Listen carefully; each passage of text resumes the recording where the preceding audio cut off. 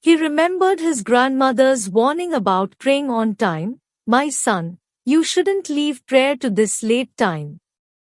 His grandmother's age was 70, but whenever she heard the adhan, she got up like an arrow and performed namaz. He, however, could never win over his ego to get up and pray.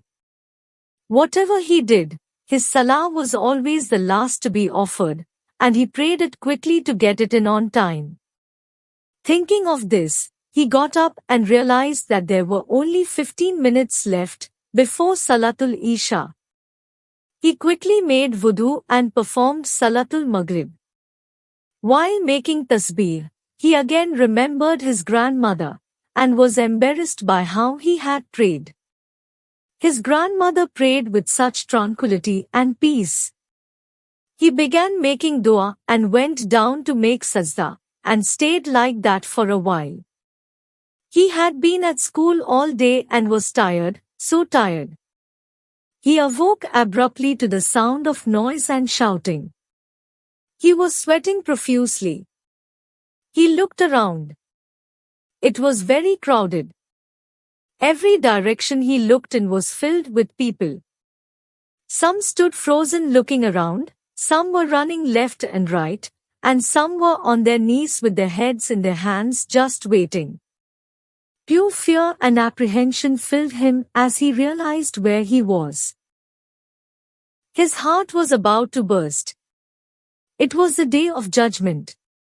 When he was alive, he had heard many things about the questioning on the day of judgment, but that seemed so long ago. Could this be something his mind made up? No, the weight and the fear was so great that he could not have imagined this. The interrogation was still going on. He began moving frantically from people to ask if his name had been called. No one could answer him.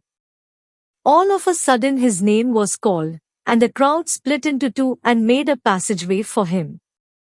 Two people grabbed his arms and led him forward.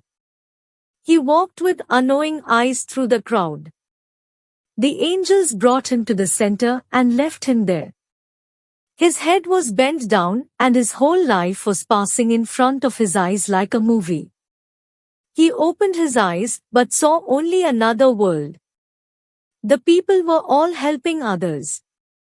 He saw his father running from one lecture to the other, spending his wealth in the way of Islam. His mother invited guests to their house and one table was being set while the other was being cleared. He pleaded his case. I too was always on this path. I helped others. I spread the word of Allah.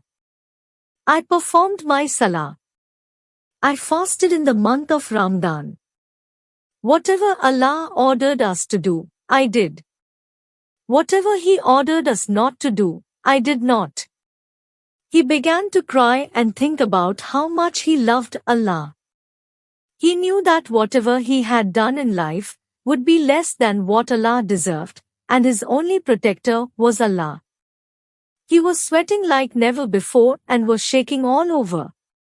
His eyes were fixed on the scale, waiting for the final decision. At last, the decision was made. The two angels with sheets of paper in their hands turned to the crowd.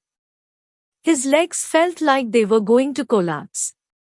He closed his eyes as they began to read the names of those people who were to enter Jahannam or hell. His name was read first. He fell on his knees and yelled that this couldn't be. How could I go to Jahannam? I served others all my life. I spread the word of Allah to others. His eyes had become blurry and he was shaking with sweat. The two angels took him by the arms. As his feet dragged, they went through the crowd and advanced toward the blazing flames of Jahannam. He was yelling and wondered if there was any person who was going to help him.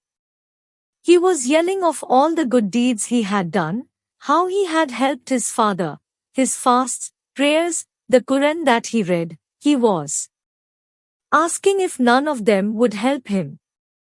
The Jahannam angels continued to drag him. They had gotten closer to the hellfire. He looked back, and these were his last pleas. Had not Rasulullah said, "How clean would a person be, who bathes in a river 5 times a day, so too does the Salah. Performed 5 times cleanse someone of their sins?" He began yelling, "My prayers! My prayers! My prayers!" The 2 angels did not stop, and they came to the edge of the abyss of Jahannam. The flames of the fire were burning his face. He looked back one last time, but his eyes were dry of hope, and he had nothing left in him. One of the angels pushed him in. He found himself in the air and falling towards the flames. He had just fallen 5 or 6 feet, when a hand grabbed him by the arm and pulled him back. He lifted his head and saw an old man with a long white beard. He wiped some dust off himself and asked him, "Who are you?" The old man replied, "I am your prayers. Why are you so late?" "I was almost in the fire. You rescued me at the last minute before I fell in." The old man smiled and shook his head. "You always performed me at the last minute, and did you forget?" At that instant, he blinked and lifted his head from sajda. He was in a sweat. He listened to the voices coming from outside. He heard the adhan for Salatul Isha. He got up quickly and went to perform wudu. So friends, always remember. Say your prayers before prayers for you are said. Namaz पढ़ इससे पहले के तेरी नमाज पढ़ी जाए.